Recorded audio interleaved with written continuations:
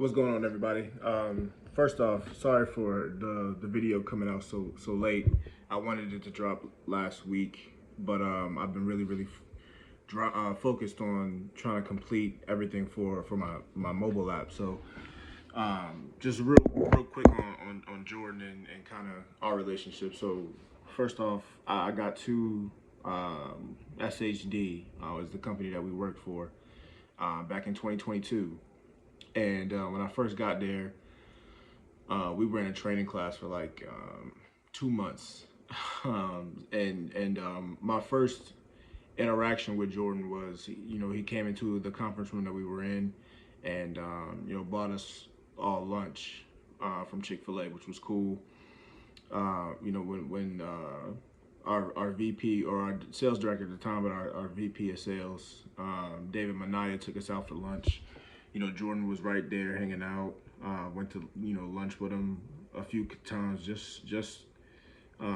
was one of the guys, basically. Jordan's one of the guys, and our first year competing, Jordan was the number one manager. I was the number two, and his team was really good. His team was really good, and at the end of that AEP, I still remember just, appreciate you. Just iron sharpens iron. I'm a firm believer in that. And, the people at SHD are top notch when it comes to sales. So I just wanted to pay some homage for one, because he made it tough. I was coming for the number one spot the whole time during our busy season. But, he and his team persevered. They got the number one spot and they went back to back. So they had won it the year before. And so he got promoted to sales director after that.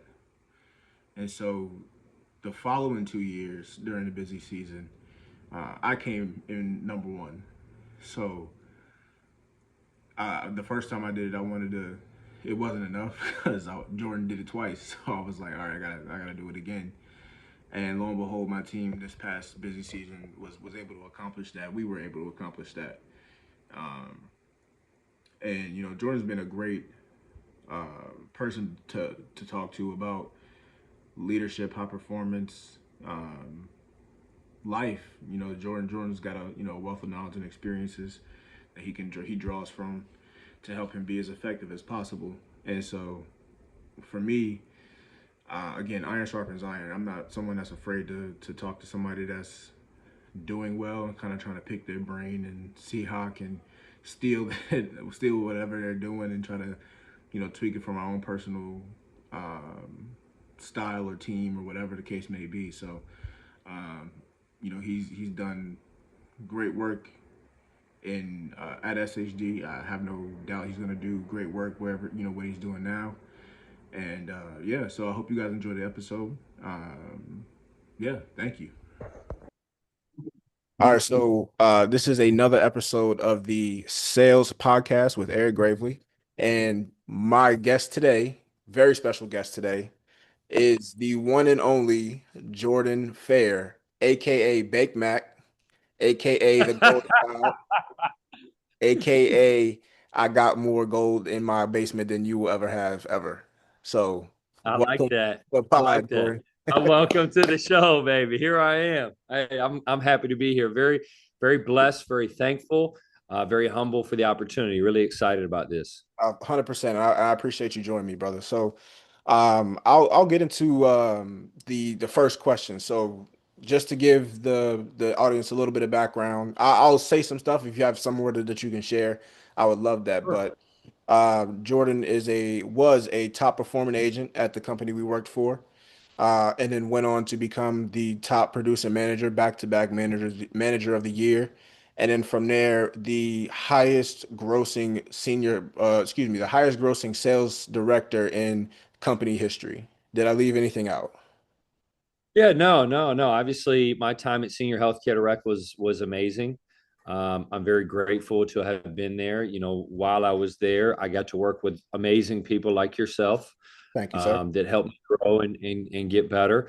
We introduced a lot of different products, hospital indemnity, final expense. And, I was fortunate enough to be able to work with a very talented team of people that, obviously, just like sports, you're as good as the players on your team. 100%. I was very fortunate to have great players on my team that executed with high level efficiency. So very grateful for my time at Senior Healthcare Direct, and we accomplished a lot of really good things. That we did. So can you talk to us about kind of your journey, becoming a sales agent and then working your way up? Can what were the highs, the lows? What were, give us some stuff. What happened Yeah, with no doubt. So I started as I had gotten out of college coaching, wasn't really sure what I was going to do next. And, Robert Bache, the founder of Senior Healthcare Direct, who's also a very dear friend of mine and someone that I would call a mentor and, has been very important to me in my journey of life, mentioned to me, hey, why don't you come try this out? Why don't you try being an agent? At first, I wasn't really sure. I wasn't really sure if it was something I wanted to do. I thought I could be good at it, but I gave it a shot. I failed the test 3 times. I passed it on the fourth time. There we go, Um, you baby. know, yeah, no, it took me 4 tries. So anyone out there that watches this that has failed the test, don't give up. Continue to work at it. You can pass. Finally passed. Got into it. Got on the phones. I had a ultra successful first month on the phones. And then I kind of leveled out. And a lot of me leveling out was me not being as invested into the position as I should have been. Mhm. Robert, being the great leader that he is, sat me down and had a very serious heart-to-heart conversation about, the way I approached the job, the way that I handled the job, the way I treated the job. He thoroughly talked me through what the job could do for me and the doors that it could unlock. And lo and behold, he was right. I started approaching the job more seriously. I started investing more time and energy into being better at my craft. I started really dialing in and, being bought in on being an insurance agent. And that led me to be a top producing agent at Senior Healthcare Direct. For a time, I was the number one producing, agent. We were then purchased by AmeriLife. And at that point, I just kind of was thinking to myself, what would be the next step for me? What would be something that I should, pursue or look at? And, at the time, again, I was the number one producing agent and they were looking to hire managers. And one day I said, well, what about me? Why wouldn't I do that? Why wouldn't I become a manager? And as you know, being a manager, you take a step back to potentially take 2 steps forward. Being in management, you are, believing in yourself and you are choosing to go down the leadership path. So I jumped into it. I jumped into, becoming a manager. And, one thing I think I take great pride in personally is being great at whatever it is that I do. Investing, when I'm in on something and I've decided it's something that I really want to do, I'm hard pressed to find someone that will work harder than me at it, that will invest more into something than I will. So I invested wholeheartedly into being the best manager that I could possibly be, not only for myself and my family, but also for the people that I was managing, finding ways to help the individuals that I've managed be the best possible agents for them and their families, both for our clients and then financially for themselves to, build a good career and a good financial base. So we're fortunate enough with the great, agents I had on my team to be the top team for, I think it was about 18 months in a row. And it was. Two AEPs in a row. And, at that point, I was thinking to myself, what is the next thing? As a conversation you and I had a couple of times is I'm big on being where my feet are, Yes. and not getting ahead of myself on what the next thing might be in terms of my leadership path. So, I started doing, a job of being a director before I got the job. I remember spending time with each of the other managers when I was a manager. How can I help you? Started providing, materials and, things that I was using for my team to help, the other managers, help their team, and, even offered to coach some of the agents and listen to some of the calls and provide some of the feedback, and, started essentially doing the job before I got the job while doing my job. Hmm. And then I was fortunate enough to be promoted into the director role, which, then I managed the managers that managed the agents. And that was, again, I had great leaders that I was working with. I had great individuals that were passionate about being better, so it made my job easier. Obviously, there's bumps in the road. Hmm. There was a lot that I had to learn about myself. It's one thing managing agents, and again, had to learn a lot about managing agents and the different personalities, and Sure.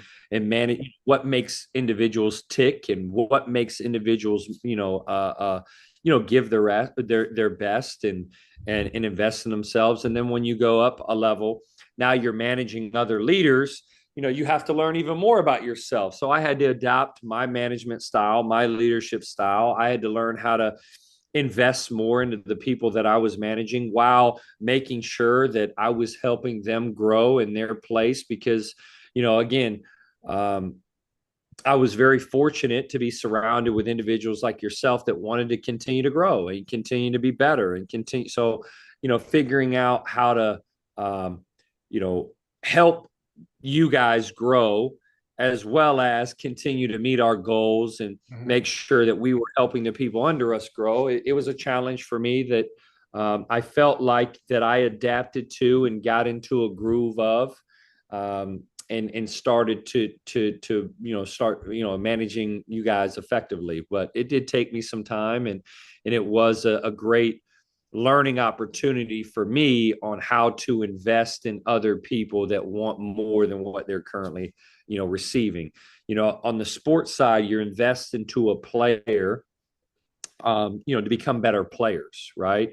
And their goals to ultimately become college players and get higher ranked and all of these different things. And it took me a little bit to correlate that to managing leaders, other leaders, and how to help those leaders not climb up the rankings, but essentially get to whatever was next for them. So that was a challenge. And I feel like once I figured that out, I feel like I became more effective at doing the director role. I So love a that. lot of highs, a lot of things to celebrate, a lot of great accomplishments and achievements.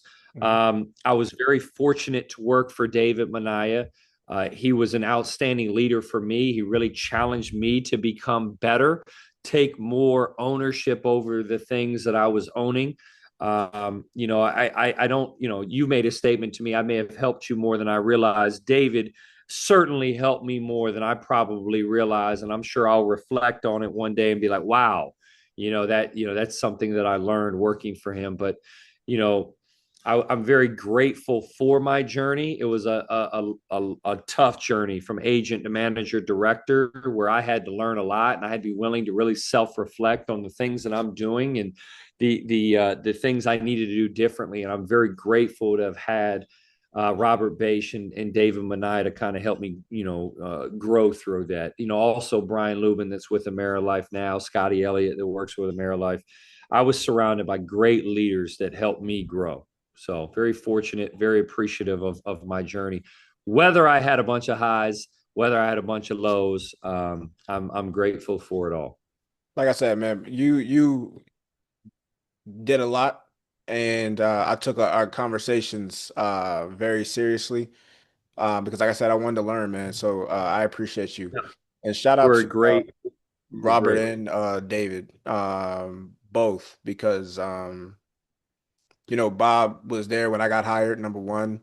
Yep, Dave yep, interviewed me, and I still work under Dave right now. And he does do a really good job of challenging people who he feels need to be challenged to yep, unlock that next level. So shout out to Dave. yep. So I wanted to talk a little bit about leadership also, right? So you've been a coach, you've been as the top manager, you've been a sales director, so you've been in leadership roles and had to be a leader. What does leadership mean to you? Leadership means to me, being an educator,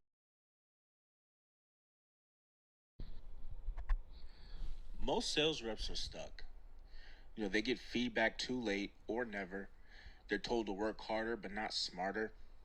They lose deals and don't know why, and that kind of leads to a lack of confidence and maybe even considering if this is even really for you. But I think I found something to fix that. It's called Sales Coach AI. So this is an AI sales coach that's in your pocket or at your fingertips, available 24/7 right on your phone or on your laptop. So here's how it works. You answer a few quick questions about your calls or your client interactions. Nothing too crazy. Maybe even provide some numbers if you have them. Then the AI instantly identifies where you may be losing people, whether it's in the opening, whether it's in the middle somewhere, or even when you're trying to go close. Now, not only does it do that, it gives you a crystal clear diagnosis and then a personalized game plan on how you can improve. No fluff, no guesswork, just actionable coaching built for how you sell. Now, here's the truth: coaching is a two-way street. Sales Coach AI shows you the moves, but you have to run the plays. So, use it consistently and you'll get better. You'll become more confident, and most importantly, you'll be even more prepared to close deals. And that means more money in your pocket. Try Sales Coach AI today.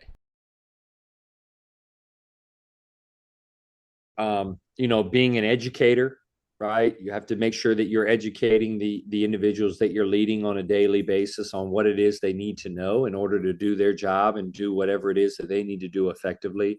Mhm. Um, Leadership to me is being a motivator, right? You have to find different ways to motivate people to continue to want to be better and to want to be great at whatever it is that they do. And then I would say the third thing of leadership for me is being inspirational, right? In those times of self doubt or those times that maybe we're not performing well, or maybe we're not, doing the things that we need to be doing for the people that we're leading. Being able to inspire them Nice. to be better, or want to do more, or want to think outside the box, or want to invest more time and energy in whatever it is that we're doing. So leadership for me is a blessing, right? It is a major responsibility It is. that you have to, yeah, you have to meet with the understanding that it's going to be very difficult and you're going to have to go through rough times in order to figure out how to be the best leader for the people that you're leading, right? You have to have pillars of being a leader, and I'm a firm believer in that. That's why I have the three, being educational, being motivational, being inspirational. But also, you can't lead everybody the same, right? Everybody is not everyone. Coaches have to adapt, right? The game changes, right? And you have to adapt to the game that you're playing. Well, in leadership, with you're managing, in leading, salespeople, you have to change the way that you lead sometimes, and you have to be okay with making adjustments, or maybe trying something new, or maybe meeting someone where they're at in order to make sure that they're getting what they need in order for them to be successful. Whether I agree or you agree with how somebody learns or how they receive information, you have to be willing to adapt to that as a leader. So I would say that's what leadership means to me. I'm very fortunate to be a leader. I take it very seriously, and I'm grateful that people allow me the opportunity to even lead them. I think first off, that's well said, number one. To me, one of the things that you just mentioned, being inspirational, right? So there have been times where, there's a thing that needs to get done and maybe no one wants to do it, but Jordan's going to do it. And Jordan's going to make sure that um, he's got a smile on his face and he's encouraging while he's doing it. Like for me, I think there's like a meme that you see, right, where there's that one guy who said a boss is who's telling you what to do, but a leader is the one in the trenches with you doing the same thing. And people might not realize that, but you were always in the trenches. You were always willing to roll up your sleeves and get in there and make sure that the job gets done and lead by example. So, shout out to you for that one. Appreciate that. I appreciate that. 100%. Again, the more that you invest into the person, the easier it is to lead them, because the more likely they are to follow you. That's true. That is true. So, like I said, I have some questions here. So, when it comes to entrepreneurship, right? So, a lot of people may not know, but when you would have these, these roles and you were doing well, you didn't just immediately go home afterwards, right? So, can you talk to us a little bit about your journey of entrepreneurship? Yeah, so I in 2019 I started a basketball training business, where I was fortunate enough where parents and players trusted me with the opportunity to help them improve in their basketball game Mhm. and enhance their skill set. So I took that very seriously. I began a business called Progression Daily Basketball, where I was helping individuals progress every day in terms of their basketball skills. Being an entrepreneur is very rewarding because it's something that's yours, Mhm. right? And something you take great pride in, and but it's also very hard because there's a lot of financial sacrifice, there's a lot of time sacrifice, there's a lot of. Now, I didn't operate a multi-million-dollar business like others do, but I understand that it's when you start a business, it's your name on the line, it's your reputation, it's the way that you treat people, it's the way that you handle people, it's the amount of time and energy that you invest into people. I'm a firm believer how you do anything is how you do everything, Yeah. right? So whether I was working with a great player or a player that was maybe behind in skill level, I took great pride in investing in that task the same across the board. I gave everybody the same energy and effort, no matter what, no matter whether I felt like they would ever be a good player, whether they were already a good player. It was my business and my brand and my name. So I took great pride in giving best effort. But being an entrepreneur is not for the weak. It is very, very difficult and challenging, but also in the same breath, very rewarding. Something that, um, you know, I, I think if you have a passion to do something, if Mhm. there's something that you're really, really into and passionate about, I would encourage individuals to find ways to make sure that they have an opportunity to own something of their own. I love that. Because you're very right about that. It is your name on the line and how you treat people matters. And no, I love that. So I do want to circle back to the leadership because you mentioned, excuse me, you mentioned Robert Bass, you mentioned David Manaya, but I'm curious, is there anyone else who, inspired you or who were some leaders that you really took inspiration from?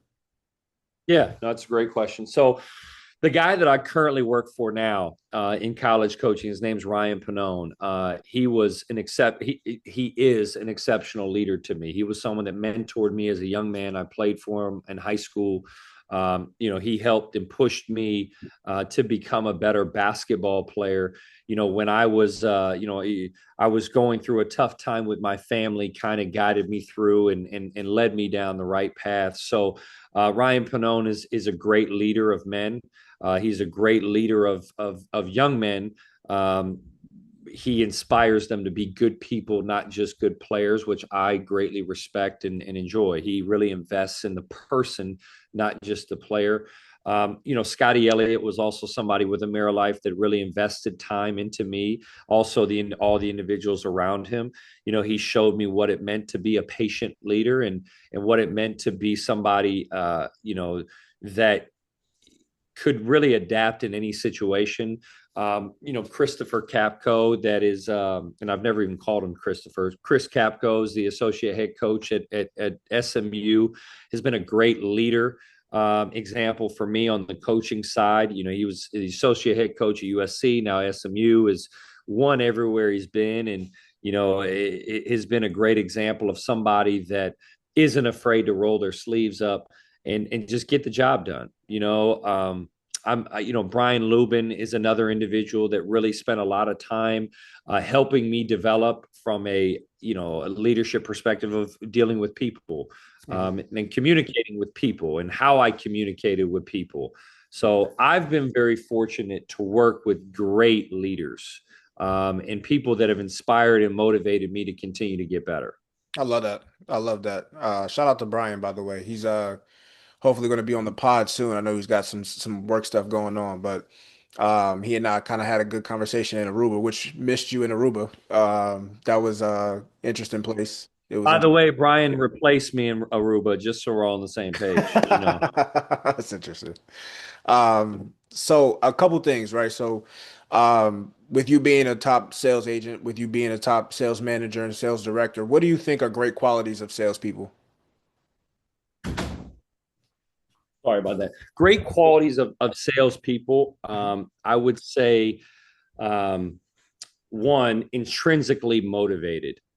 You have to have a strong why as to what you're doing and why you're doing it. I You agree. know, number two, a great trait of a great salesperson, but really just a great worker in general, is whatever you're going to do, whether you're going to be a waiter, whether you're going to be a car washer, whether you're going to whatever you're going to do, it doesn't matter. A janitor, you got to be want to be the best janitor, the best car washer, the best waiter. Like you've got to have that, give a care factor about you. Sure. If you do, you will be successful.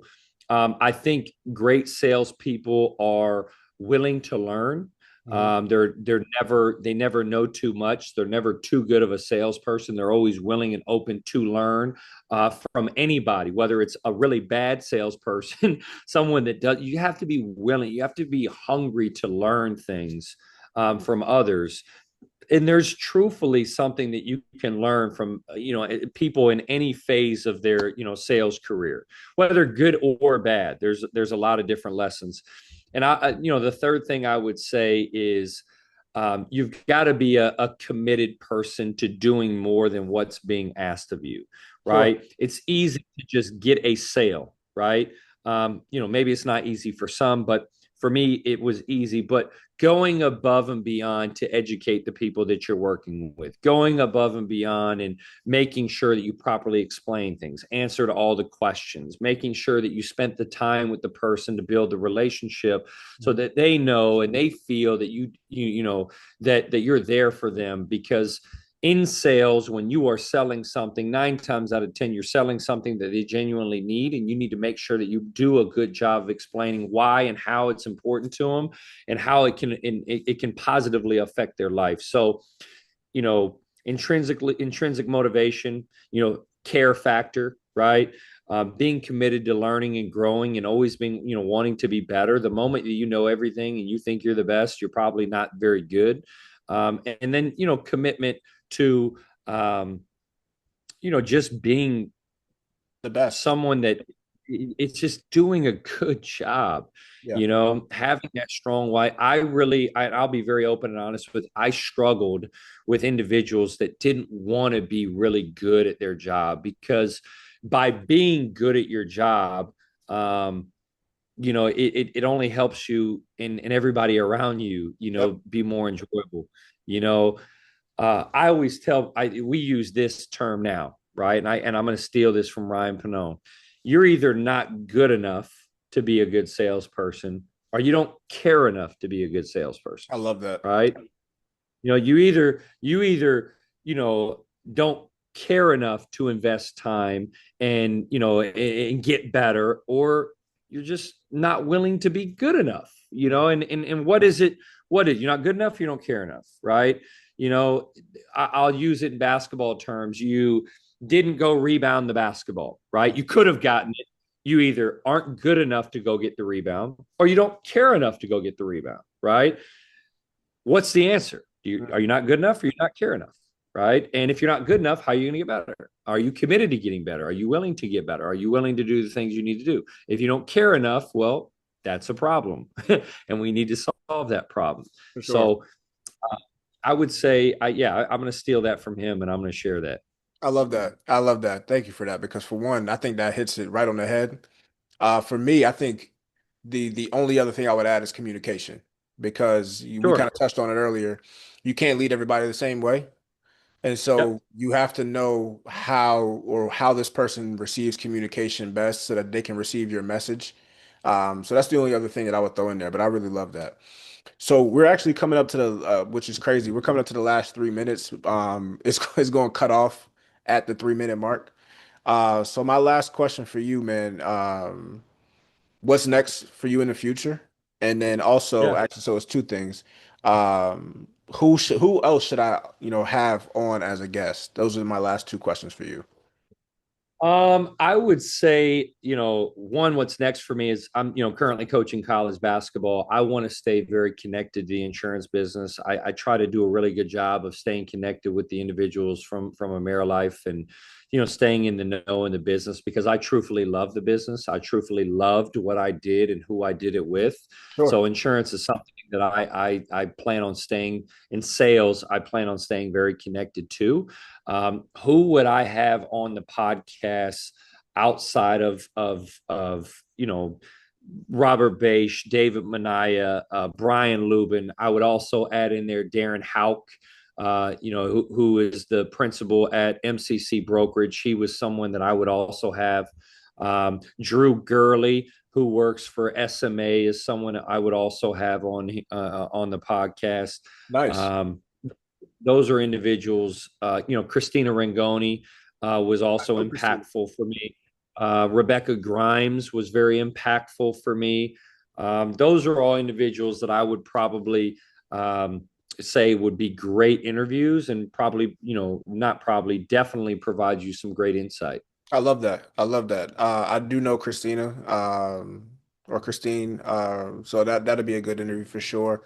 But the other two gentlemen I have not met or heard of, but I will definitely do my research, reach I'll out. I'll make sure I get you connected with it, man. And I want to say this: I really appreciate Eric. You were an unbelievable individual to work with. I don't even feel like you worked for me sometimes. I felt like a lot of we worked together and collaborated a lot. And I 100%. was very appreciative of my time with you. What you have going on with your app and your coaching, I swear by it. I watched you each and every day work with your agents and help them be successful. So anything that you put out from a coaching or sales perspective, I highly encourage everybody to be involved in dive in on it ASAP. Much appreciated, brother. I really, really appreciate that. I'm very happy I get to call you a friend. I hope everything continues to work out with your college coaching. I've seen you in action before, and I know the passion that you have and how effective you are. And when you are in the NBA, I've never been to a game, so hook me up with some tickets. Don't you worry about that, brother. My Don't you God, worry. I appreciate you, bro. Thank you for joining us. And like I said, I wish the well for the family and hope everything continues to work out for you, bro. Thank you so much. See you later. Hey, brother. Appreciate you, man, You for having too. me on here. Of course, bro.